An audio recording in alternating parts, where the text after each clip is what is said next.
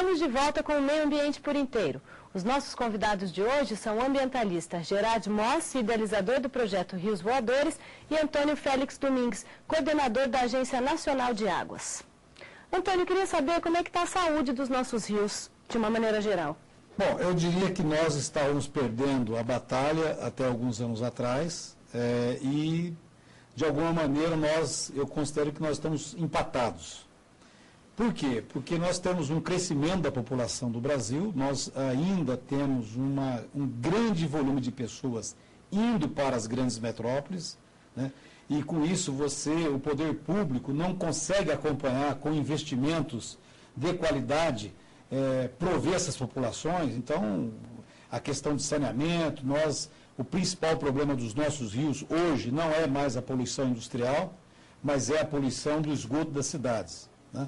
E de alguns anos para cá nós percebemos, após a organização que a Política Nacional de Recursos Hídricos está fazendo, com a formação dos comitês de bacia hidrográfica, com a cobrança pelo uso da água em algumas bacias, com a otimização de vários processos econômicos de utilização da água, nós já percebemos que algumas bacias nós já temos resultados muito bons.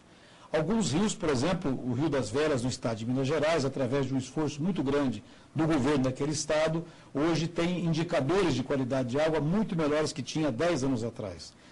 Mas ainda falta muito a fazer, né? Nós temos ainda, o Nordeste, por exemplo, nós tivemos uma preocupação muito grande nesses últimos anos de prover aquela população de segurança hídrica. Agora temos que cuidar dos rios, porque também os rios do Nordeste estão poluídos. Então, eu diria para você que a batalha nós estávamos perdendo muito longe e hoje nós estamos empatados. Temos tudo para a gente começar a ganhar essa guerra, né? Claro que a valorização da água pela sociedade, por todos nós, pelos políticos, pelos prefeitos, pelos governadores, pelos empresários, pelos educadores, pela mídia, por exemplo, é fundamental para essa batalha continuar a ser ganha. E nós temos alguma coisa de concreto aí sendo feito para... Então, nós estamos já em algumas bacias importantes, como a bacia do São Francisco, a bacia do Paraíba do Sul, a bacia do Piracicaba, a bacia do Rio Grande, nós já estamos organizando essas bacias de tal maneira que os desperdícios e a poluição já começam a ser punidas economicamente, através da cobrança pelo uso da água. A pessoa que usa mal a água, ela vai ver que não vale a pena, porque ela tem que pagar por isso, né? Para você ter uma ideia, no Paraíba do Sul, por exemplo, apenas uma empresa captava 10 mil litros de água por segundo, né? E como a conta para ela pagar veio muito grande, ela hoje faz a mesma produção que ela tinha de aço, que há 10 anos atrás, com a mesma produção, ela consome 6,5 metros cúbicos por segundo. Já economizamos 35% num intervalo de poucos anos, se você verificar que é a maior empresa brasileira que produz aço. E assim por diante, né? Se o município lança esgoto sem tratar, a conta para ele vai muito alta. Então já são exemplos que o sistema que o Brasil montou, que é um sistema mais sólido do mundo, porque tem a participação da sociedade nos comitês, ele já começa a dar resultados. Gerardo, você acha que a gente pode dizer que a região amazônica ela é responsável pela manutenção das chuvas em algumas regiões do Brasil? Eu acho que hoje em dia não tem mais dúvida sobre isso, justamente. Os serviços sanitários da região amazônica são extremamente importantes, não só para essa manutenção de chuva, mas também para a temperatura. Ela ajuda a manter a temperatura mais baixa, que é um dos maiores problemas das mudanças climáticas hoje em dia. Ela ajuda realmente a transportar essa água em várias regiões, é uma bomba biótica. E é um projeto que justamente tenta demonstrar isso, e a ideia é que todo mundo no Brasil, daqui a pouco, vai poder realmente entender que, graças à presença da floresta amazônica, a atividade econômica do país é fortalecida. E como é que vocês fazem esse estudo? A água que cai lá no sul, por exemplo, como é que você tem certeza que ela vem da região amazônica? O projeto em si, que eu tenho que mencionar isso, é muito importante, a Petrobras acreditou nessa iniciativa desde o início, através do Programa Petrobras Ambiental, e depois das outras atividades, junto com a ANA e o CPTEC, o INPE. Todas as entidades realmente se juntaram para multidisciplinar, de uma certa forma, para conseguir alguns resultados. não é uma ciência exata de coletar uma amostra de vapor no Rio Grande do Sul e definir, não, eu sei exatamente que ela vem de Manicoré, na Amazônia. Salgado, né? Mas ela tem esses traçadores interessantes, que são os isótopos, uma assinatura isotópica, porque basicamente a evaporação, os átomos têm uma repartição diferente, uma participação diferente, se a água evaporada de uma floresta, ou de um rio, ou tem chuva. E esse fenômeno que estamos tentando encontrar dentro da... mas o mais importante para mim é o trabalho do INPE, que foi bem importante também, fazendo trajetórias, demonstrando as trajetórias do vapor de água. Qualquer um hoje no Brasil pode entrar no site riosvoadores.com.br, clicar mapas meteorológicos e descobrir para a cidade dele, mas de onde vem o ar que está em cima da minha cabeça. Ela vem do sul, do leste. Por exemplo, em Brasília, no mês de junho, que normalmente é um mês bastante seco, com pouca umidade, teve 5 ocorrências de rio voador, no dia 6, 10, 11, 12 e 18 de junho. Então, esse é um fenômeno que poucas pessoas imaginavam, que mesmo na época da seca, nós dependemos uma parte da umidade que vem de lá. Né?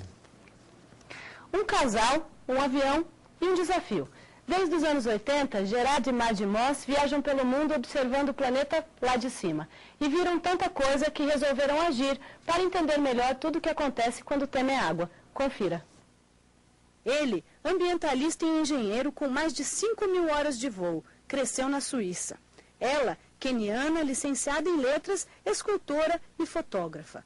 Ambos apaixonados pela natureza e naturalizados brasileiros. A importância das imagens, das fotografias que tiramos do ar, é justamente mostrar para as pessoas tanto as belezas dos lagos, dos rios do Brasil, como também problemas que eventualmente a gente cruza. Podemos mostrar a poluição que às vezes no chão a pessoa não percebe, mas do ar a gente consegue ver as manchas seguindo pela correnteza.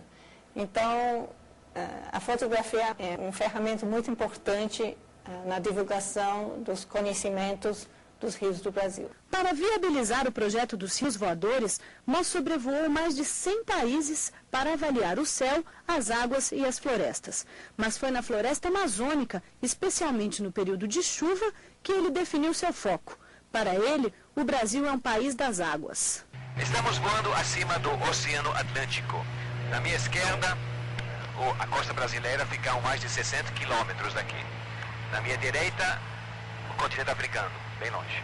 Por volta da gente existe um ar úmido e dá para perceber claramente que o vento predominante é de leste, vem do Atlântico, vem da África, e está empurrando essa umidade na direção do Brasil.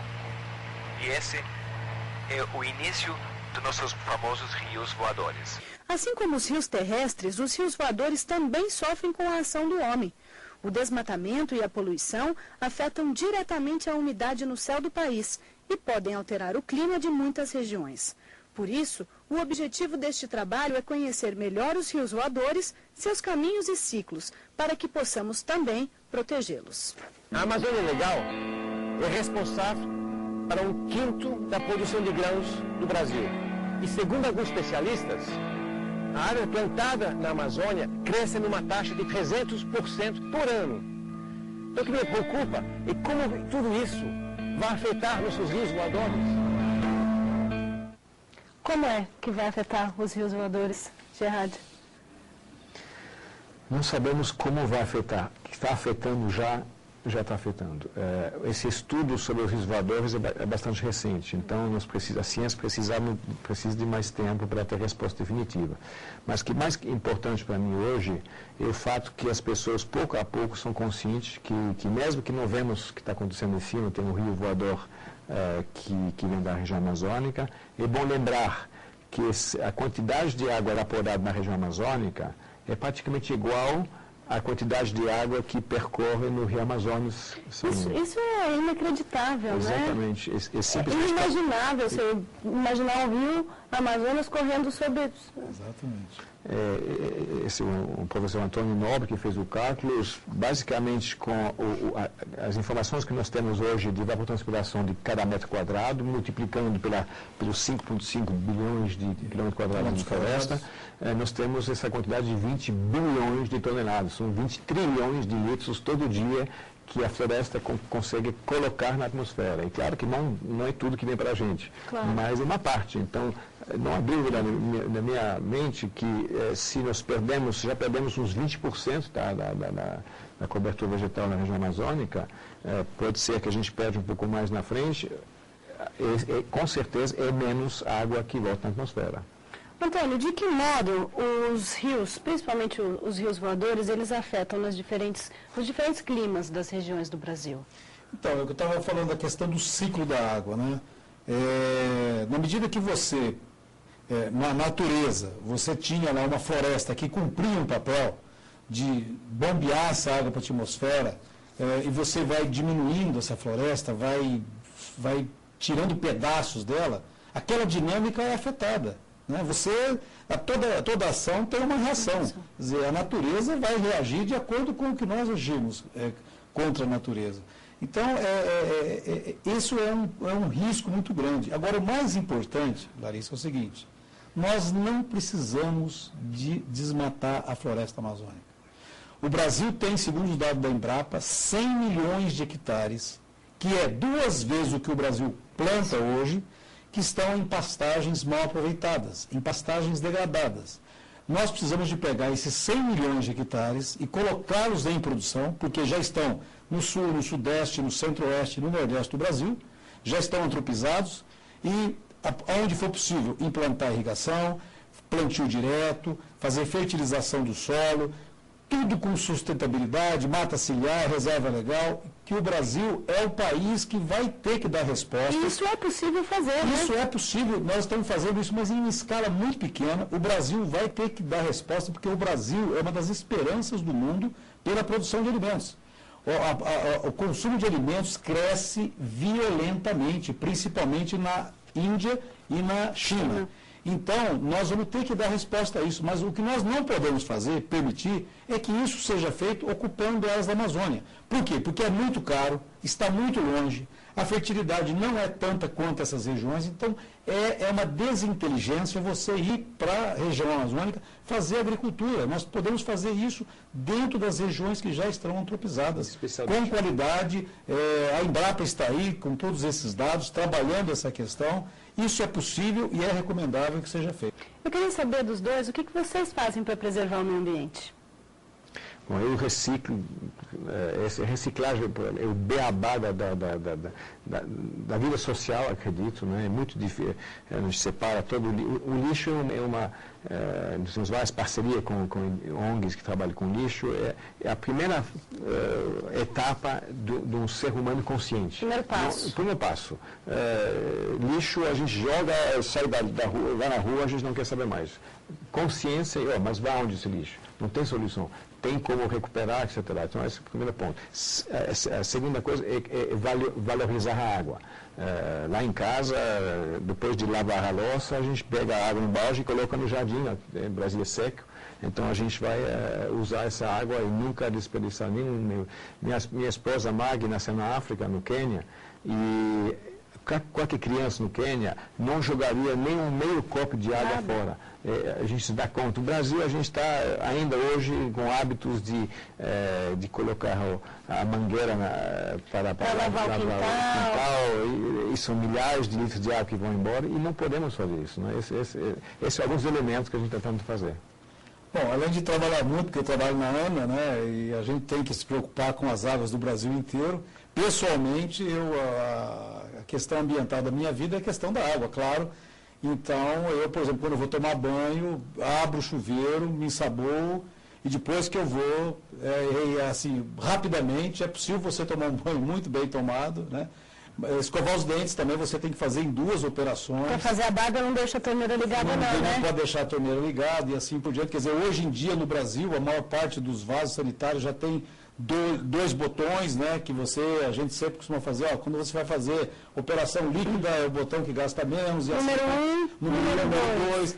Tudo que cada pessoa puder fazer, né, você está dando a sua contribuição. É isso que é importante.